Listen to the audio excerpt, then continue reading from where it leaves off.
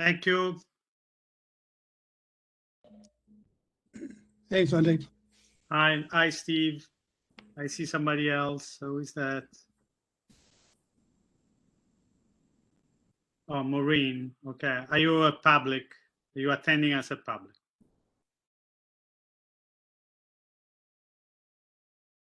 So it's Who's- only me and you, Steve, as a committee member.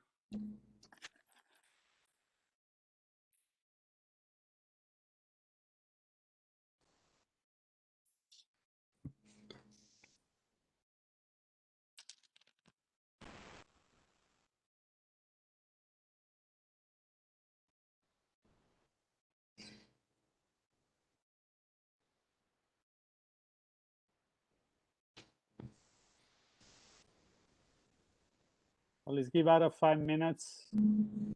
Let's see.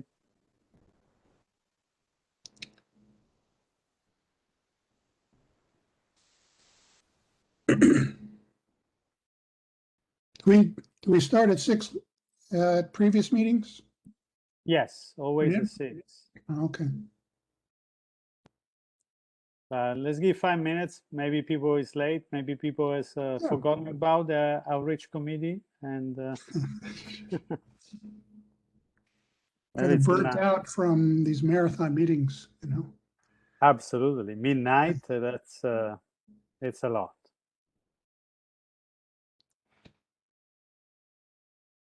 For everybody. And the land use committee, the last one was, they went to midnight, 12:30 one time. I think not this time, but the time before. Yeah. Well, if everybody show up, let's try to be very fast tonight.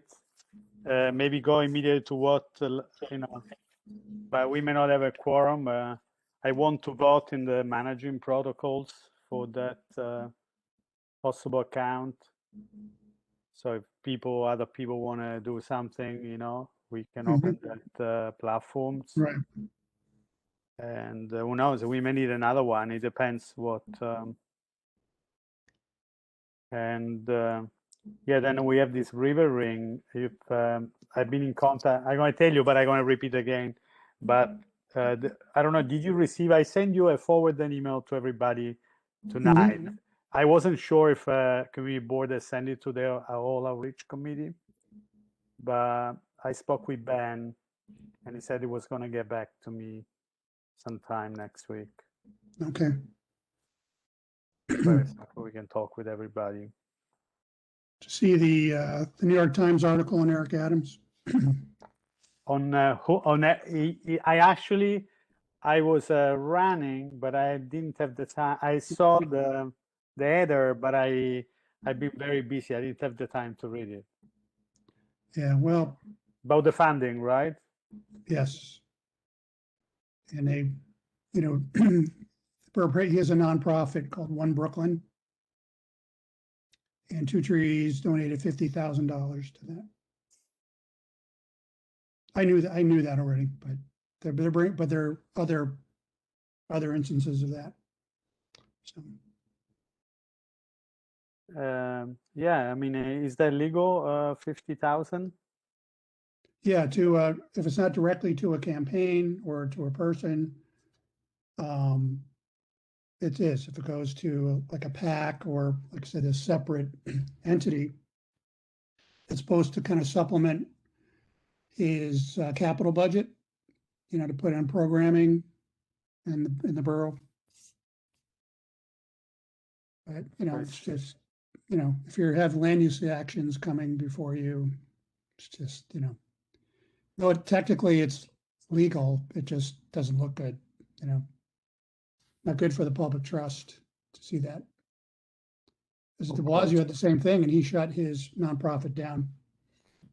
I think Two Trees gave almost $200,000 to that one, $100,000 or $200,000 to that one, and then they took it back.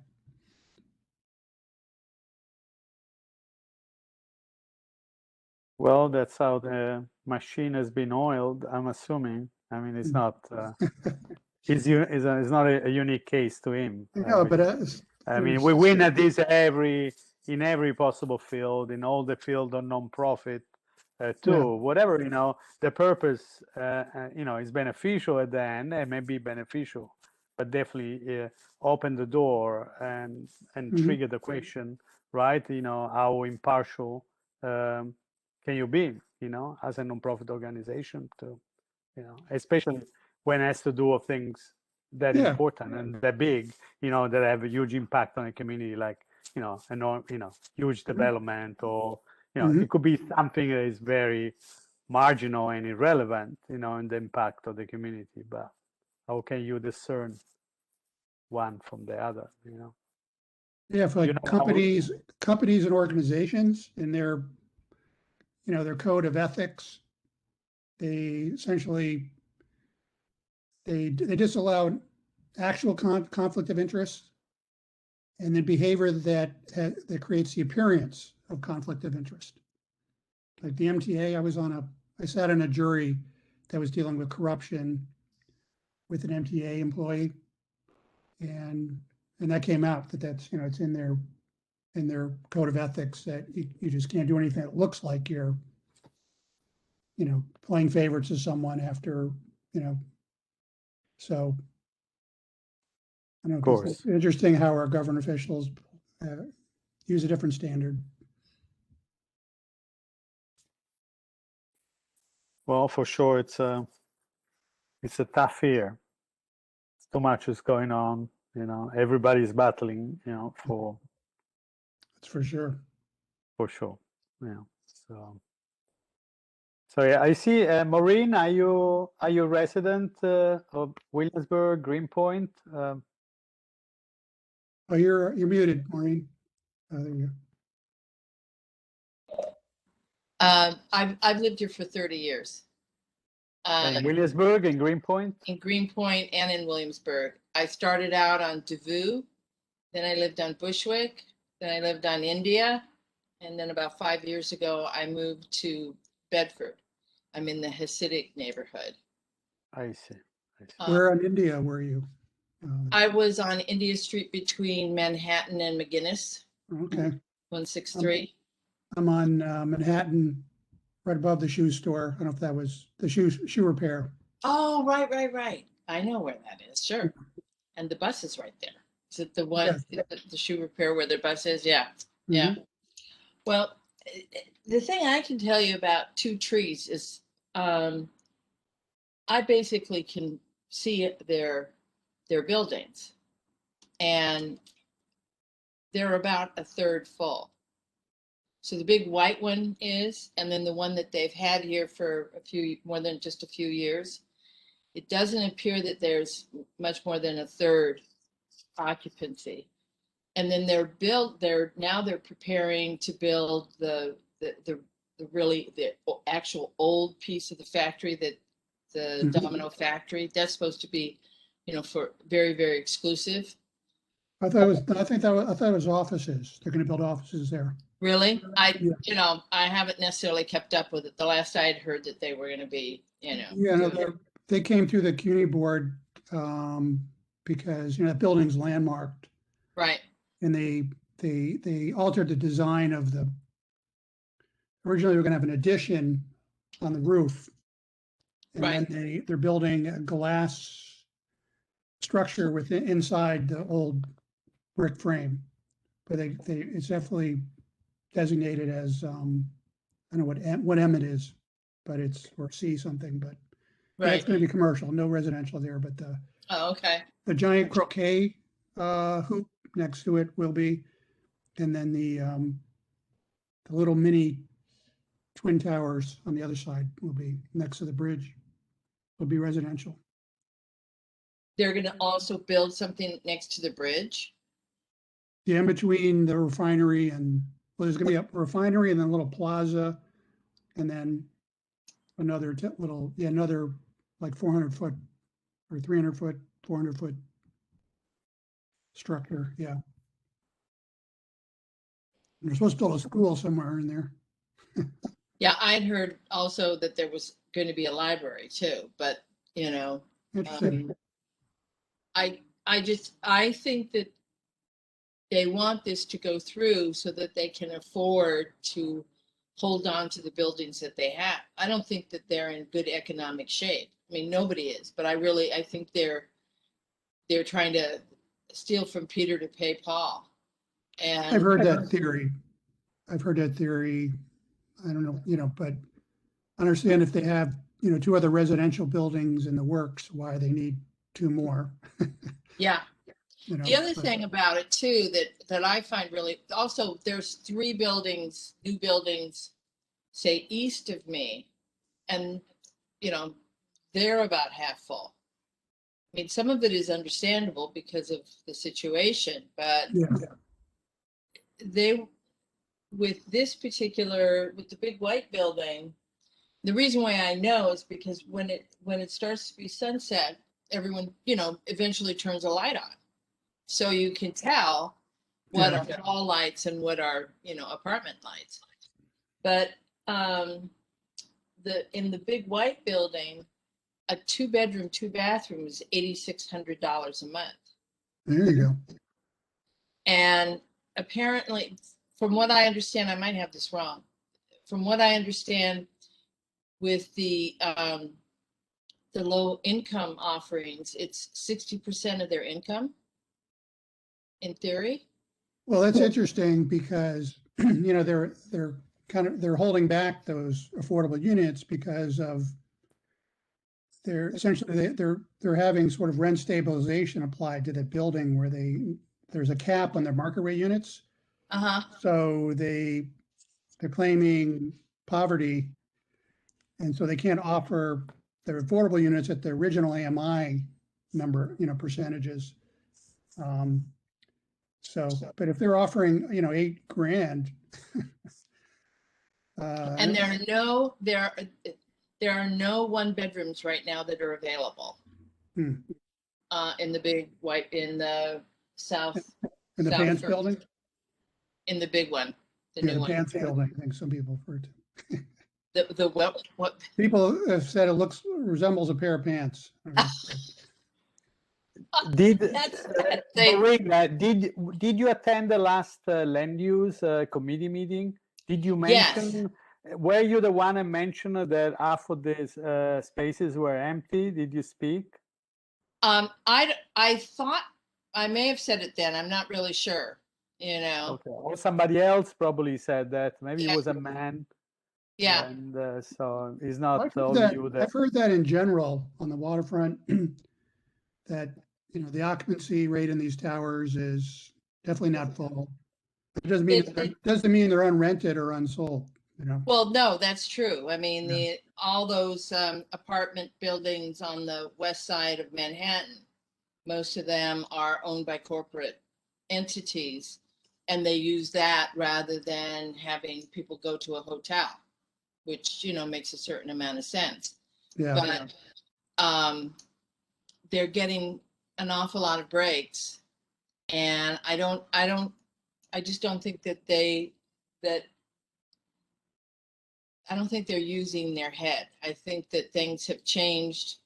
I think this whole business of the business with these apartments has gotten out of hand, and I think people are more concerned. If we've got a bunch of homeless people under the BQE, why can't they go live there?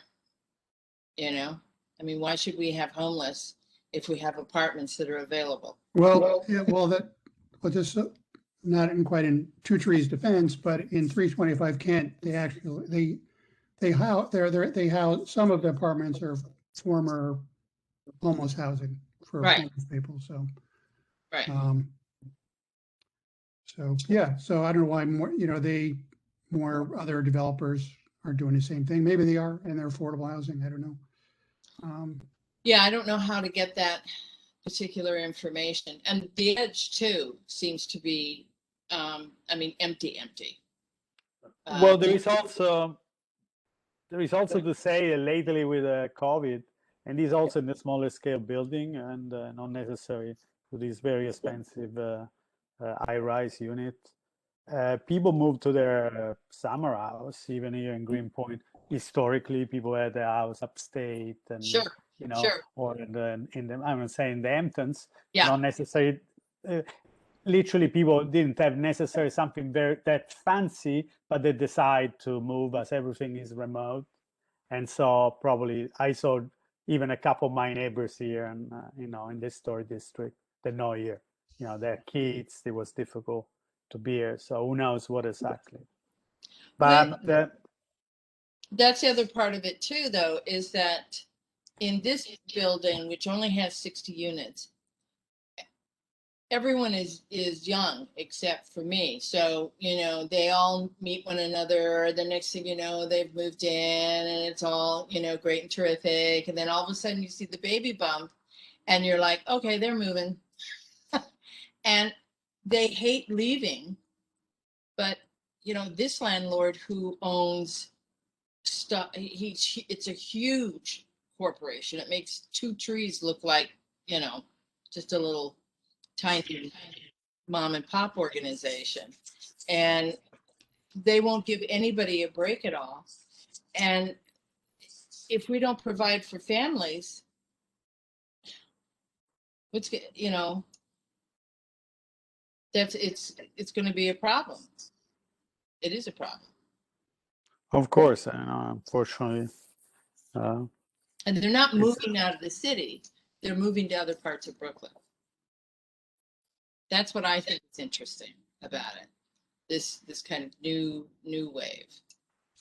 well, we've been witnessing this for a long time, you know, and probably is the time to put a stop, you know, to this aggressive building, you know. So, but it may come naturally, this, you know, so it may be a natural process at this point.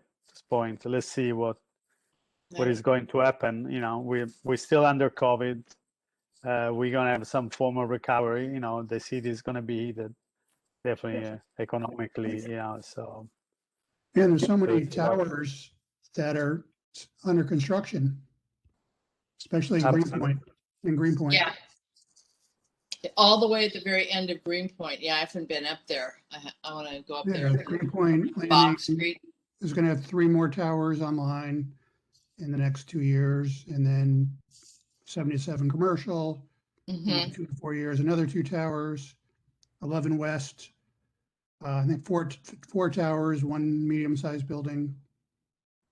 I mean, Well, you know, but putting the building up is always an investment. It's only a matter. It's not going to be beneficial immediately to the community in any way, but it's still, in terms of for a bank, the bank can wait 20 years. You know, so I believe many buildings will be completed, especially the building on that scale. They need to be completed. You know, Mhm. and they may be completed. The question is, are they going to be rented? Who is going to use it? That's the thing. You Yeah, know, that's the thing. I think they have to. I think they have to. I think we need to encourage. I think just the neighborhood alone needs to encourage them to come up with a better plan. You know. Sorry to interrupt you. Let's go back a second to the outreach. I see the 619. I believe it's just me and you, Steve. I don't know if we want to take advantage. I don't know if it's really the case to conduct a meeting.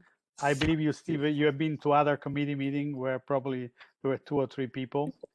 And maybe I didn't send an email like I did it last time, trying to remind everybody to and beg them to attend. I haven't done it. I rely just on the community board notice. Maybe people has been busy. I know Elisa, she said she had other commitment, but she want to attend so badly. But there were other community things. So she's on the board, I believe, last time, and they were done while we were having the meeting. So unfortunately, that's an issue. Not everybody checked the calendars to see what's the calendar of community board. But anyhow, so I don't know, Steve, if we want to just maybe go through to a couple of things. I don't know, maybe we can have opportunity, but we have lost a month. Also, there is on the 24th, I was invited. I believe the outreach committee, the member are invited to the women committee meeting. I believe Janice Pedersen has invited different people to speak on in regard to OpenStreet and possible protocols, just to have a reference what other people has done, and yeah, and so there was some. She contacted me. She put on the agenda mostly about the idea of the block association, where they are block association. What kind of voice they should have when they are program of this type, or which they in many area they've been they have generated a lot of confrontation with the community, but so I will send an email to remind everybody, you don't have to. I was asked to do a joint meeting, and last month when we lost our committee meeting, I thought to join, but then it was canceled from some other reason from the office.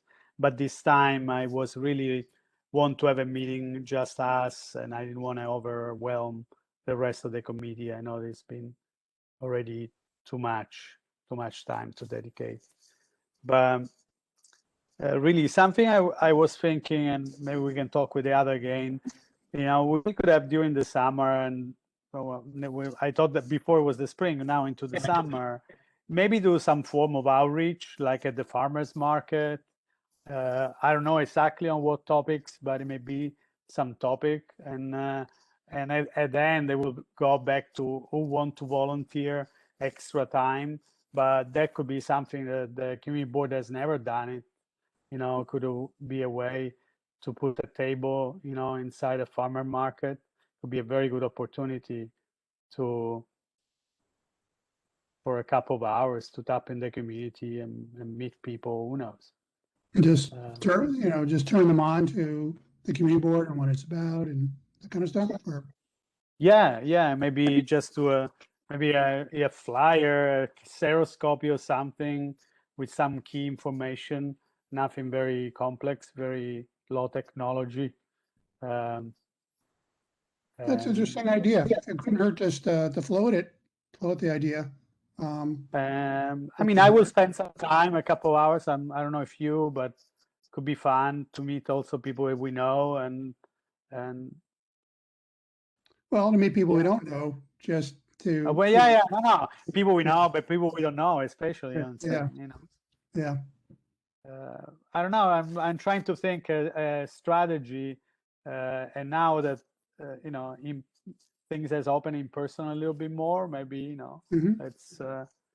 it's an idea. Also inviting people, trigger, ask them, do they have organized block? They don't. If they don't, why don't we could inform them to get in contact with a few key people, where they live. This could be just a step to have some point of contact, some reference in area which we don't have, and yeah, so the social media is something else, but that's something we should vote. But there was some idea, TweetDeck, how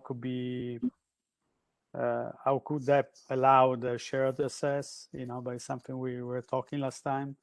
But we tried to vote, but we were never able. But we could bring it to the full board probably directly, right, Steve? Well, I think for something like that, we should have a committee consensus on that. Okay. I don't. I mean, that's. You could just bring it right up in new business, but Sure. No, I was trying to fast the process, Yeah. especially if we're gonna have a forum with a river ring, and we're gonna have to work with Council Member Levin. I don't know what Levin will decide to do in that regard, but there was an official letter, communication was sent by community board. I forwarded to all the committee members, Mhm.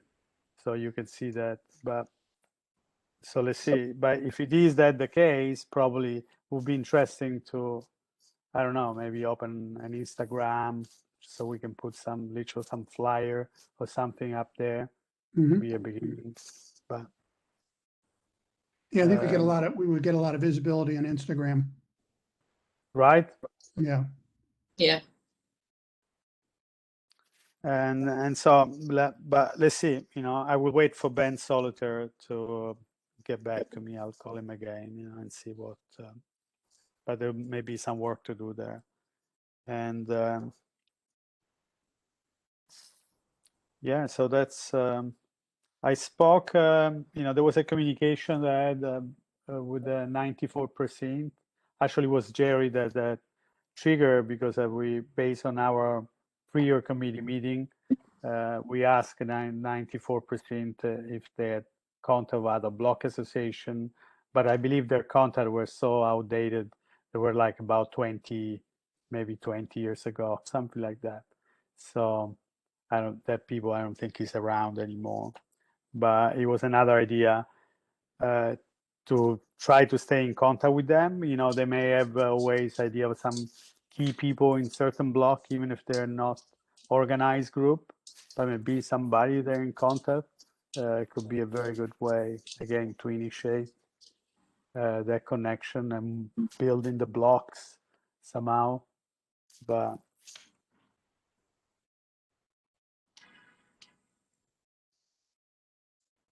Is there some way of getting a hold of the organizations, all the organizations in this community? I mean, there's like hundreds of them. Have you noticed that? Yeah, well, we kind of discussed this in previous meetings, but the board office has a vast list of different organizations, and so for specific committees or topics, they will target lists of organizations and individuals or potential interested parties. Right. Yeah.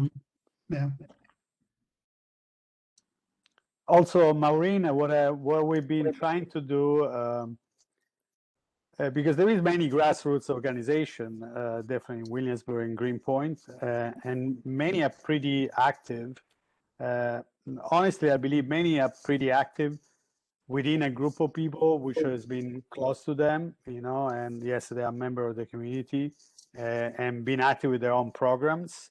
But what we've been trying to do is to really reach out, because I don't know how many the residents here, 280,000, 300,000 people. So it's far beyond there. So there is a lot of people that has never had contact with the community board, or maybe they know the community board, but really a person in my area, and also in the area where Stevie is around, he knows many. They've been more active block association. It was this idea, and in the past, Janice Peterson confirmed that, and she's been an activist for 40 years. So she she has confirmed that there were far more active block association. They had a role in the community, and many of these people that belong to this block association, they were part of organization that they battle for the community, for the environment. And you've been in the community for 30 years, you said. So, but somehow, that's what happened. When people is organized when there are good reasons to be organized and there are things to fight. And I believe also gentrification has taken away probably that spirit, because everybody knew the blocks, especially on the smaller scale. In a large building is very difficult, so we don't know, but we are trying to work. Personally, I've been trying to get in contact even with a larger building. There are some people that some interest that they live here. So the idea is really start going independently. It's easy for us to contact the organization, but also trying to go directly in trying to find a way to outreach to people and to trigger the type of connection. I don't know if we'll be successful, but definitely in Greenpoint, in the community where I am, actually lately during COVID, all these block association, they try to coalesce together and that's what we've been doing, at least in this portion of my community. But I love to trigger this somewhere else, the south side is very unknown to me, but I believe mostly there are larger organization which they've been playing probably the role of the larger block association, right, Steve? Probably even better than me. like Los Ures, Yeah, I mean, all this group. yeah, no, they're on our board. People from those organizations are on our board. So, Absolutely. Yeah. So I don't think historically there anybody has been organized as a block association. But I believe at Greenpoint and Williamsburg, also the Italian part of Williamsburg, it was far more organized. That's what I heard for people who were there, you know, Right. in their older life for 40, 50 years. And there've been some change with gentrification, you know, so probably some people even got too old at this point. So, but we have to trigger maybe and stimulate younger people that they are there. I think a there, lot you of know. people don't know where to go. I mean, most of the people in my building, a lot of them are interested in participating, but they don't know where they should go. They don't know, you know, who's a valid group and who isn't. So, I mean, if you work up a flyer, we started a tenant association during the pandemic here, and they were all jazzed. They were all like, "Power to the people."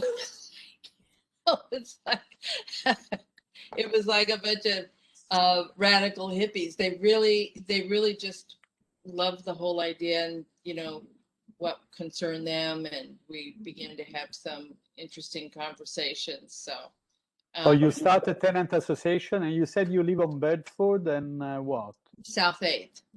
Oh, in South 8th. Mm-hmm. Right.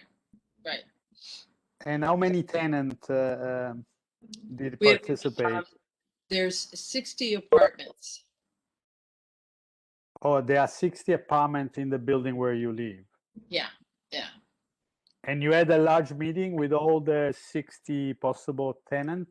Pretty, you know, it was pretty much. I mean, we had, of course, by then lots of people had left. You know, a lot of people, you know, they're in their 20s and their 30s. They went back home to take care of their parents. You know, their parents are at an age where they, you know, they needed some assistance, and the parents were terrified. You know, they said, just come home." You know, and you know, a lot of them just had to move out because they lost their jobs, and this landlord wasn't going to do anything, you know, at all. I sent him a letter and said, "Look, why don't you cut everybody some slack? You're only a gazillionaire." But that didn't, you know, that wasn't going to fly with him. So, And the 60 tenants are long-time tenant. Is this a rent controlled? it's a rent stabilized building, Rent and there are fewer of the older tenants.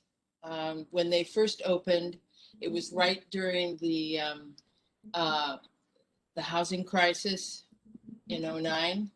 So a lot of people who had just recently retired, you know, they saw all their savings disappear. So they said, well, let's move into this building temporarily. And then when he decided to raise the rents, they all moved out. And then a young crowd started to move in. And the young crowd is now establishing their families. So they're, you know, they're leaving. So now slowly we're beginning to get, you know, young people in. But it's a very dog centric building because we have a garden out in front and the dogs can run all over the place. It's great. I see.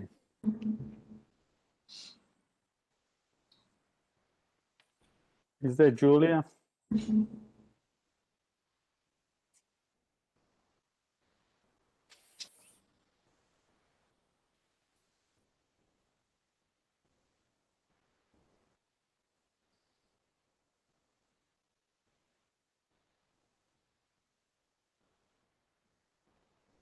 Maybe some people. Julia, I see that she's trying to get in.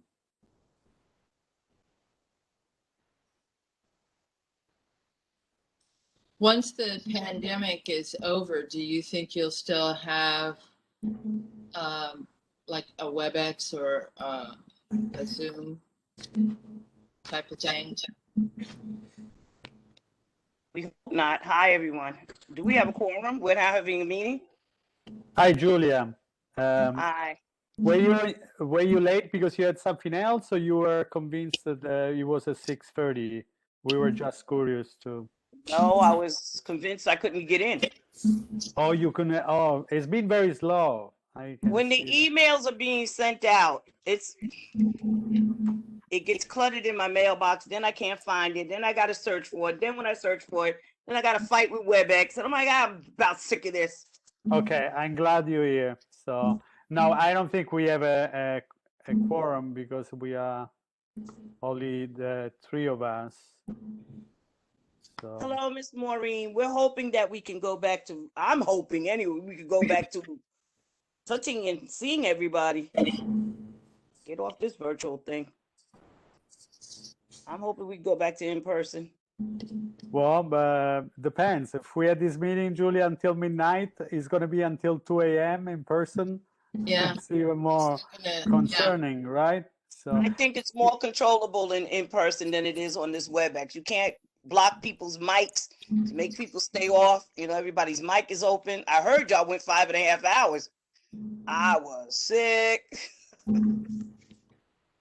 Yeah. Well, I hope we go back to in person.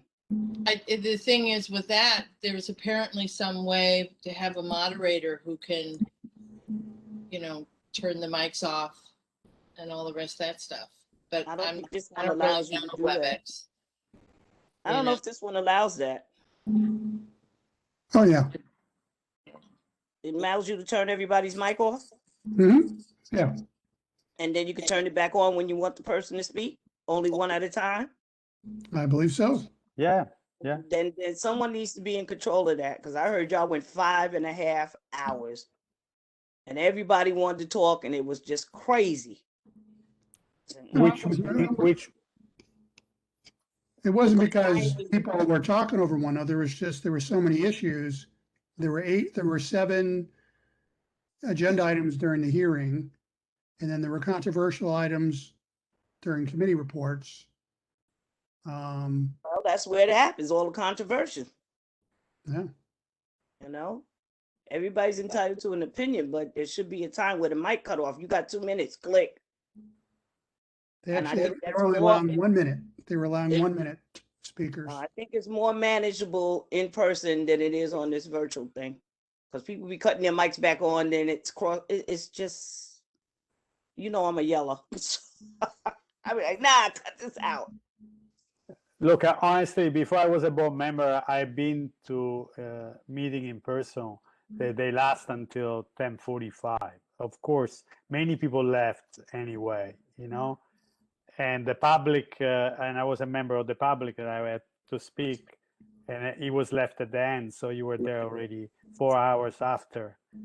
It was Most really. of the time we get out maybe about 9:30, 9:45, but not almost midnight. Come on, that's just crazy. But maybe I don't know. It's not up to me, definitely. But I heard that there were 2 meetings in the past, and then for some reason it was changed, where one meeting was for the public, so people could go there and bring, you know, but they wanted to concentrate it, and that made this even a longer meeting, you know. And as Oh, Steve said, yeah. But that's how it used to be. Was the public speaking was before the committee reports, and then the board had a trouble reaching a quorum during the committee reports, so they shifted that, and it helped with the quorums, but you know, it was creating a huge burden on public speakers, you know, to stay for hours and hours. Can't even see me.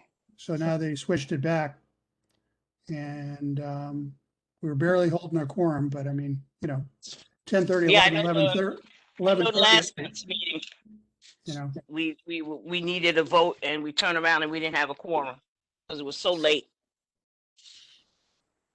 So could you I'm do moving. both? Could you have the WebEx and have actual physical meetings? Well, they were we're doing a live, PBS was doing live streams through YouTube when we were meeting in person. And it wasn't interactive, but Yeah, at least you that's could, at least you could tune in, and really you could do, play it back if you missed the meeting. yeah. Yeah, No, but what I meant before, Steve, that Janice was saying last time, that literally were two meetings during the month. One was a separate meeting done for the public, and then the other one was for the board members. Yeah, the hearing and then the public and then the actual Right. board Right. meeting. So of course you have to take one more day of the month, but that definitely slim the meeting, and maybe you could have like a 2 hours meeting instead of 5 hours meeting. yeah, Yeah. But the goal I understood was trying to trying to finish the meeting, put it all in one, and trying to end the meeting at 9 p.m. This was the very ambitious goal. I don't think ever happens, but Yeah. so. Well, we don't have a quorum, Julia. You saw the agenda. I just we just spoke with Steve a little bit, but did you see the agenda or you didn't? I didn't even look for the agenda after I had to fight to get in. Okay, but then you should look at the agenda. I can summarize for you. You can summarize it. Yeah, that'd be cool. Well, one idea was maybe during the summer for people that want to put some of their extra time, because if nobody put extra time here, I don't think we can achieve anything as outreach committee. We have made some improvement with a website, but there is things probably we can try to do ourselves. Like in person, doing some outreach, getting a table at the farmers market, the McCarran Park, or maybe inside the parks. Doing outreach in the summertime at events. Yeah, but just to inform people, to say, hey, there is a community board, and I don't know, just to do a little Giving out printout. information. Yeah. The printout. I don't know. I can talk for portion of my community. You can talk for portion. Everybody from the outreach committee can talk for portion of their community. But this could be some idea to do something in person. Okay. Saturday, put a couple of hours and try to do something like that. It could be a fun way to go around and talk to people. Find out where people are having events too, where you can get to and set up a table and hand out some information about the community board. Oh, okay. Yeah, but that's why farmers market is beyond more than an event. People go. Yeah, but summer's coming too. You got a lot of block parties coming up. Yeah, so I don't know if there are block parties, but definitely the farmers market probably is the quietest, the easiest. People go to buy stuff during the summer, to buy grocery, and cover, I believe, all the different community. But okay. Oh well. That was it. Then we have a jump. I'm going to go to number 3. We may have a forum to kind of organize or to collaborate, and Council Member Levin was asked actually to organize, and it's about the river ring, the development on the waterfront, and we're gonna hear back. An email was sent. I forward that to you to the committee member. An email was sent from community board about this issue to the office of Council Member Levin, and Ben Soliter go back to me. So we're gonna hopefully hear back and see if something is going to happen or not. Okay. Yeah, then we still have other stuff we need to vote, but if we don't have a quorum, it's about the Twitter, the Facebook, Instagram.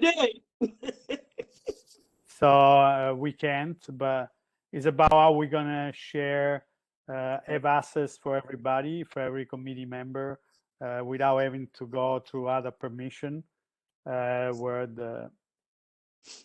we need a quorum to talk about that. So, and again, Block Association, I was in contact with the 94th precinct a while ago, and it was triggered by Jerry from the office to find out if there were other Block Association, but that they knew. But I believe the contact that the precinct had was probably for over 20 years ago. So, All right. yeah, so Well, I guess we'll be meeting in June and we'll be discussing this stuff. June is going to be another busy month. There's a lot of stuff, I believe, happening. But Wow. I don't know. and there is a woman committee on the 24th. I believe the member of the outreach, they are welcome to go. I was invited by Janice Pedersen. I was asked to do a joint meeting.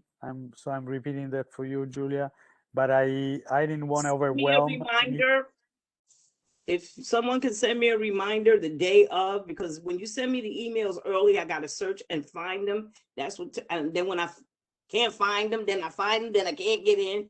So if they can send me a reminder that day. I believe you should just go on the calendar of Community Board 1.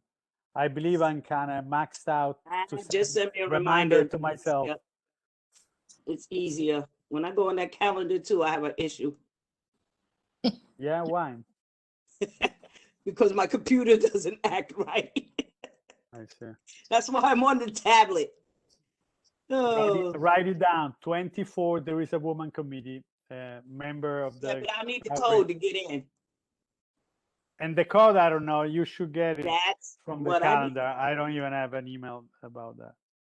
I would need the code. When they send the reminder, everything is in the email. Anyhow, I believe, guys, we should take advantage of this, unfortunately, this lack of presence to balance the midnight meetings. We can close this meeting. There is something, Steve, that you want to say? Nope. I believe, and let's hope to regroup again. I'll send an additional reminder to all the righty. remaining committee Okay. member. Okay. That's how it Thank you. rolls sometimes. All right, Sante.